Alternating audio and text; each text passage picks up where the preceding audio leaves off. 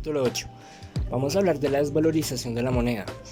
Esta desvalorización se da con fines económicos para la corona, ¿no? Aunque no parezca, porque cuando hablamos de desvalorizar el dinero hablamos de quitarle un parte intrínseca de su valor, ¿no? Pero cuando hablamos de quitar el valor, en este caso mencionamos que por ejemplo las monedas que son 100% hechas de oro, 100% hechas de plata, se les reduce como tal una parte del metal precioso en cuestión, con el fin de que monetariamente esta valga menos.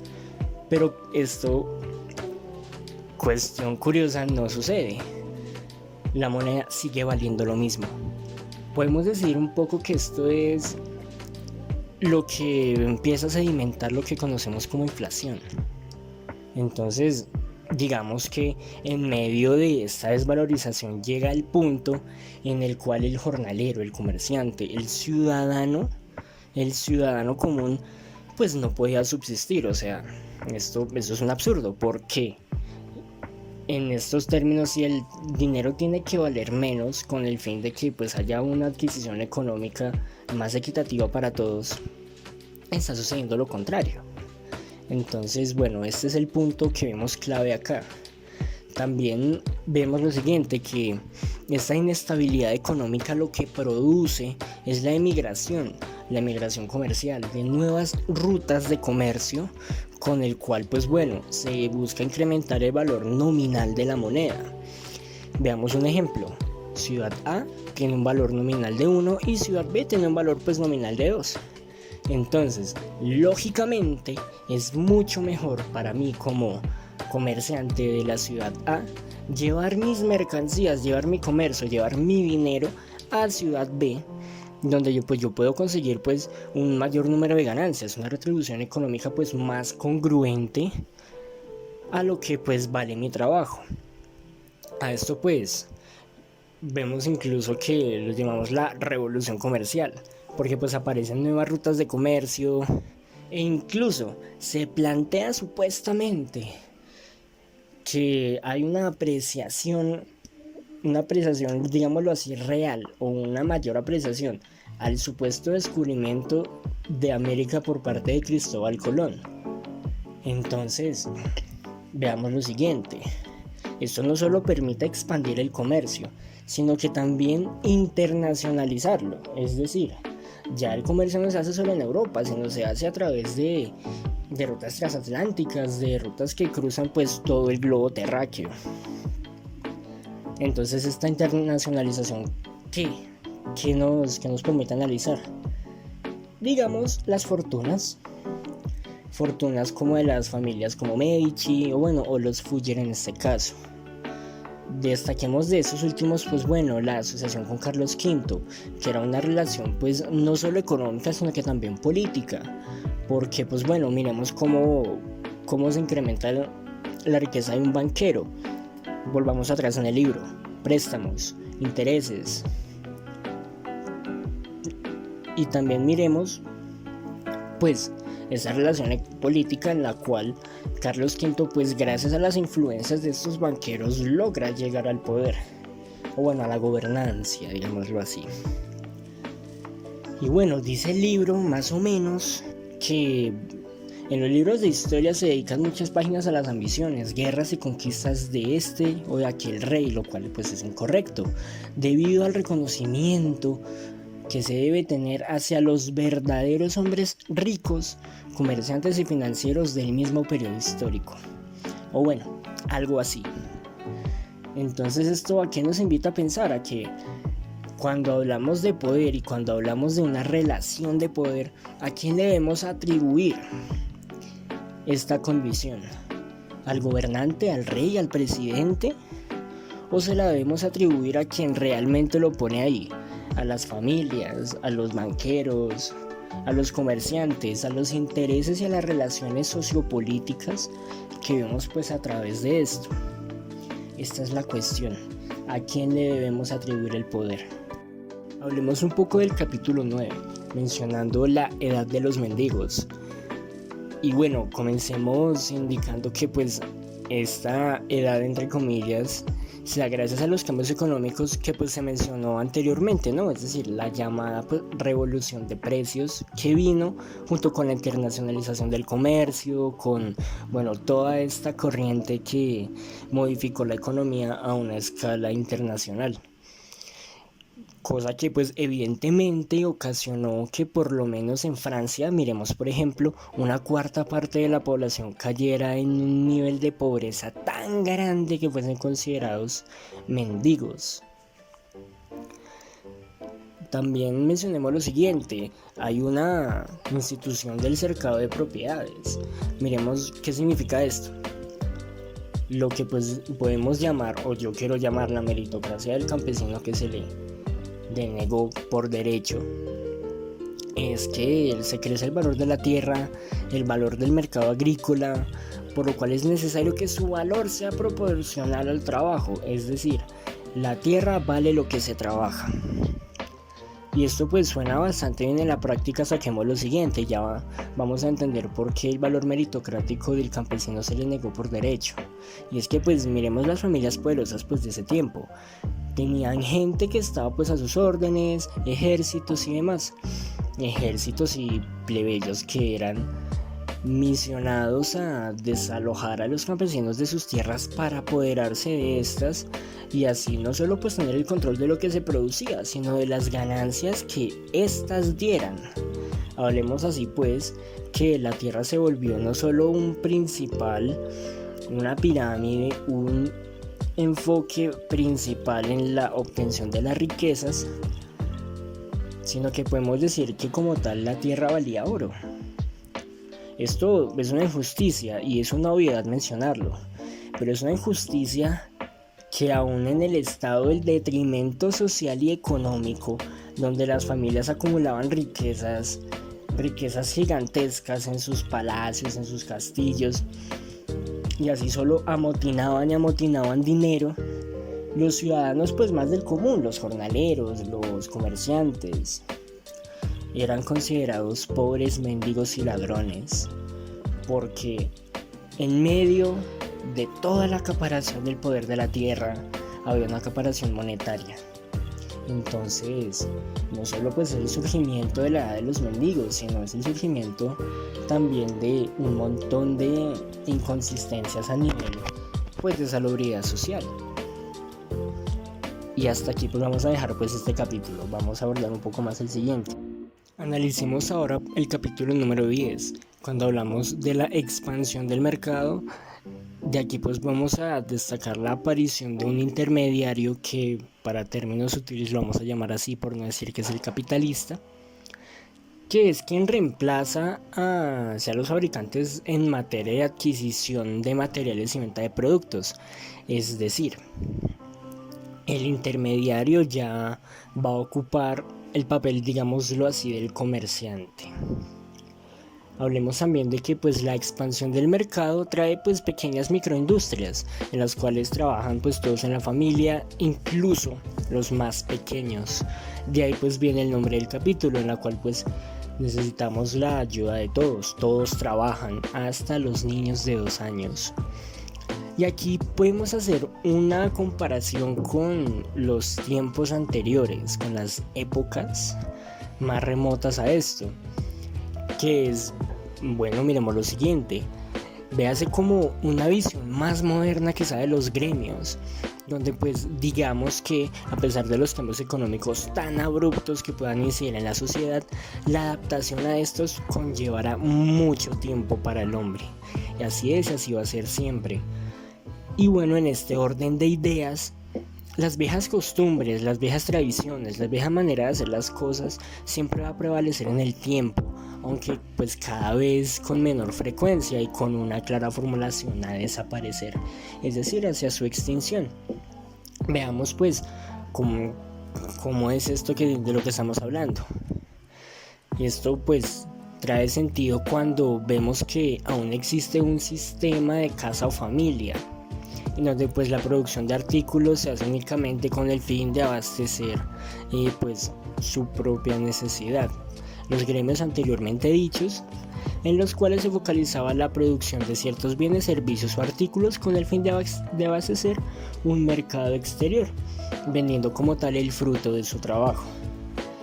Esto para contextualizar, entendamos ahora que hay un adaptado sistema doméstico, que a diferencia del sistema de casa o del sistema de gremios, la producción de bienes era dependiente al intermediario, como mencionábamos anteriormente.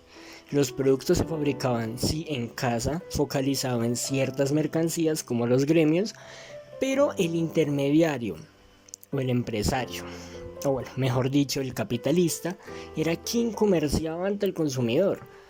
Entonces esto, vemos acá que hay una clara mezcla de entre estos sistemas de producción llevados a unos tiempos incluso más modernos, que podemos ubicar entre los siglos XVI al XVIII.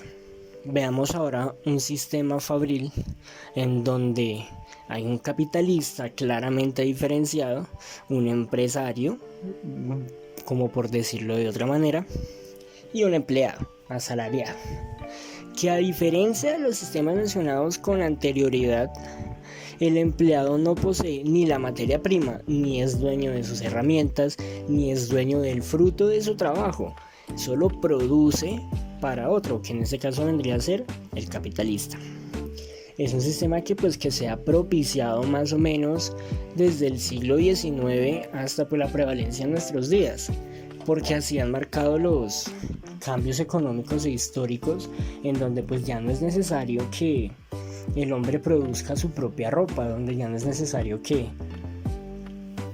todos seamos productores de nuestra propia mercancía, porque ya hay una expansión mercantil que es internacional, que ha llegado a tal punto de abarcar necesidades en otros continentes, donde la adquisición de sus productos, bienes y servicios solo está dada por intermediarios. Capítulo 10. Para hablar del capítulo 11 estaremos viendo el proceso de enriquecimiento de las naciones. También se aborda cómo el concepto de nacionalidad finalmente termina por absorber enteramente a la idea de ciudad. Es decir, ya no soy ciudadano, ya somos seres nacionalizados. Esto termina focalizándose sobre el siglo XVII y siglo XVIII aproximadamente. Es que cuando estamos hablando del surgimiento del Estado como figura, como concepto político, estamos hablando también del surgimiento del Estado económico. Un Estado económico que, por esta idea del proteccionismo de las riquezas, como estaremos viendo a continuación, termina creando o basándose en leyes de protección, defensa y de comercio de metales preciosos, materia prima y demás productos. Todo con el fin de garantizar no solo los intereses económicos, sino también el crecimiento del Estado y también la prevalencia de como el concepto de un Estado rico, ya que se tenía por entendido que el concepto de riqueza en un Estado era por la cantidad de metales, la cantidad, entrando en redundancia, de riquezas que pudiera tener. Entonces aquí vemos cómo se empiezan a crear leyes de proteccionismo que llegan incluso a tal punto donde se les comienza a prohibir a los comerciantes la exportación. Se hace dicha, como se mencionó anteriormente, de metales preciosos, materias primas y demás productos. Ya teniendo esto en claro, vamos a estar abordando a las industrias a las cuales terminan acudiendo los comerciantes. Y vemos acá algo muy interesante, que se crean como estos procesos de exclusión para la introducción de productos a la balanza comercial, ¿no? Con la idea de que esta termine siendo inequitativamente más justa para todos. Pero como se ha visto siempre a lo largo de la historia y a lo largo del camino del hombre en todo su andar en sociedad, esto no termina siendo tan justo como se plantea, porque de esta manera inequívoca termina llegando al concepto de las guerras, muchísimas guerras económicas que se dan por principalmente estos ideales de protección mercantilista que en últimas instancias nos damos cuenta de que no son como ideales o intereses mercantiles, sino son ideales de índole nacional, con fines proteccionistas, con fines de abordar y abarcar toda la cantidad de riqueza posible. Ya a esto podemos atribuir incluso que vemos pues toda la relación que tienen la Iglesia y el Estado en una relación político-económica, porque hablando de proteccionismo también pues podemos mencionar, ya para casi finalizar, al arzobispo de Canterbury, quien mencionaba casi de manera satírica el hecho de cómo estas guerras se han enfocado únicamente en la parte económica, ¿no? En el proteccionismo económico, en conservar la riqueza, pero suscita un poco más allá de los fines eclesiásticos, que es la santidad en su propio accionar. De esto podemos sacar una pequeña correlación con lo que ha pasado pues anteriormente a lo largo de la historia eclesiástica, ya que decimos incluso cuando analizamos en tiempos remotos, la Iglesia en sus propios afanes de ejercer más poder cuando comienzan las cruzadas, termina por ejercer cambios económicos con la creación y la reactivación económica junto con la moneda. Entonces vemos como eventualmente a lo largo del tiempo, aunque en contextos distintos, la historia del ser humano se ha ido y se irá repitiendo en distintos lapsos históricos. Y hasta acá vamos a dejar este pequeño capítulo. Vamos a proseguir con el capítulo siguiente. Capítulo 12. Como ya habíamos mencionado con anterioridad, se estableció una sociedad mercantil, pero lo que se abarca en ese capítulo es ese exagerado nivel de intervención que tenían los estados sobre esta, lo cual pues de manera inevitable termina generando inconformidades en el gremio del comercio, comenzando a solicitar la libertad propia del mercado. Alguien que podemos mencionar como un gran influyente de este movimiento es a Adam Smith y su obra denominada La riqueza de las naciones, obra tal que se convirtió en un pilar importantísimo en la libertad que solicitaba el comerciante, o bueno, el hombre de negocios.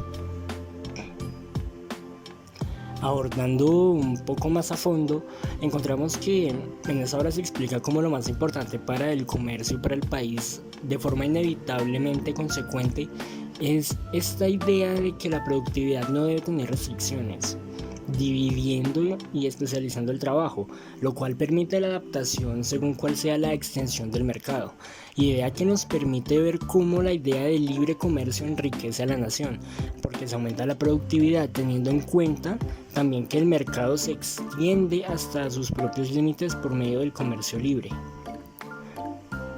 Pasamos un poco más adelante y cuando vemos que se da el grito de la libertad por parte de los capitalistas, esto con fines de hacer respetar la propiedad privada como si fuese lo más sagrado del mundo, buscando claramente la rentabilidad máxima de esta. Tampoco podemos dejar atrás a los fisiócratas, quienes planteaban que la riqueza está en la naturaleza. Asimismo, se dio esta idea al comerciante y al hombre de industria de que el capital debe ser empleado en generar trabajo y en base a este se debe generar riqueza, dado que según la corriente fisiócrata la tierra es la mayor productora de riqueza. También se menciona que el excedente de este trabajo producido por el asalariado debe ser entregado al capitalista, ya que al ser el dueño de la tierra es, el terrateniente, principalmente benefactor de los frutos de esta, ya que lo que se obtenía por parte de las ganancias generadas por el campesinado era una forma de impuesto o renta. Como estamos viendo, hay un poco de rezagos aún históricos sobre lo que veníamos observando un poco atrás en el libro, y ya veremos cómo en el próximo capítulo toda esta transformación va a tomar un giro muy drástico.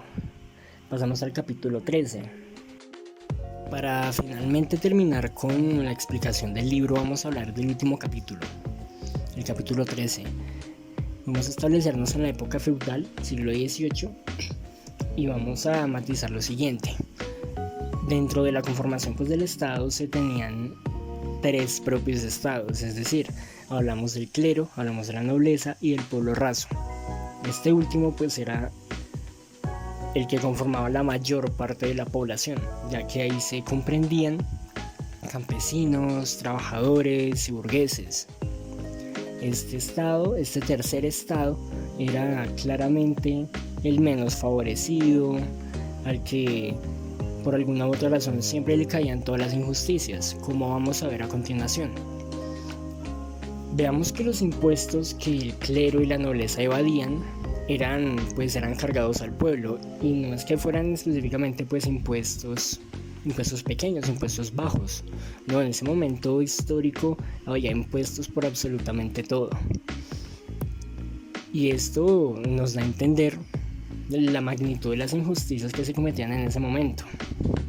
Porque comprender que incluso la mayor parte de los ingresos del campesinado y del pueblo raso era para pagar estos impuestos, siendo como tal quedándose con un 20% de todos sus ingresos para poder dedicarse a subsistir.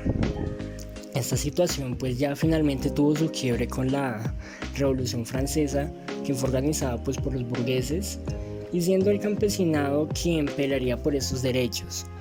Podemos decir de cierta manera que el campesinado fue la carne de cañón de los burgueses. De esta manera podemos comprender que el feudalismo se termina.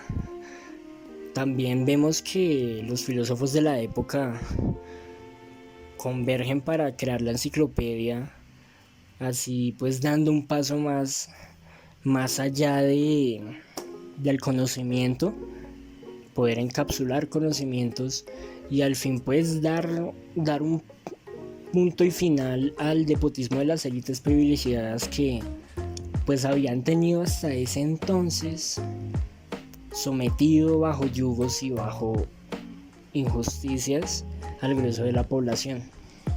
De esta manera podemos comprender el último capítulo del libro Los bienes terrenales del hombre.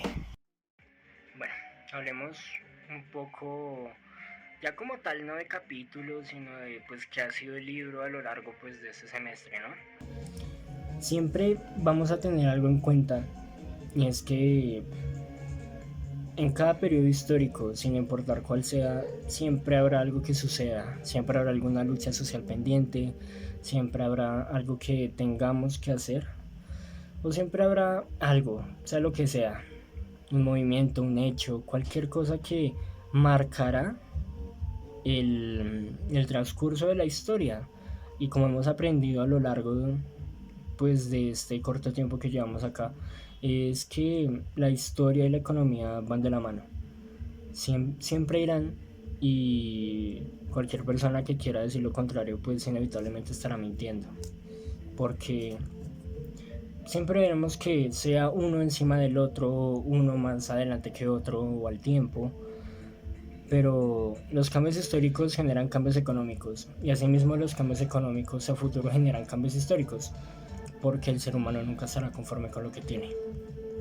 Y así será para siempre, porque esa es la naturaleza de lo que somos.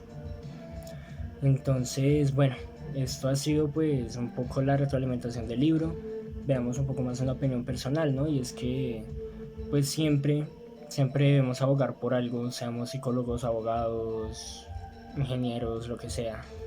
Siempre hay algo que debe primar en nosotros, y es el deseo de lo justo y lo que es libre, lo que es para todos.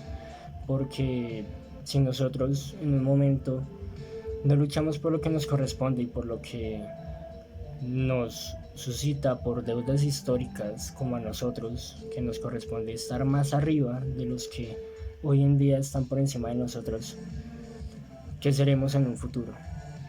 ¿Qué será de nuestras generaciones si hoy por hoy no luchamos por la libertad de lo que somos y por tener un pasito más allá,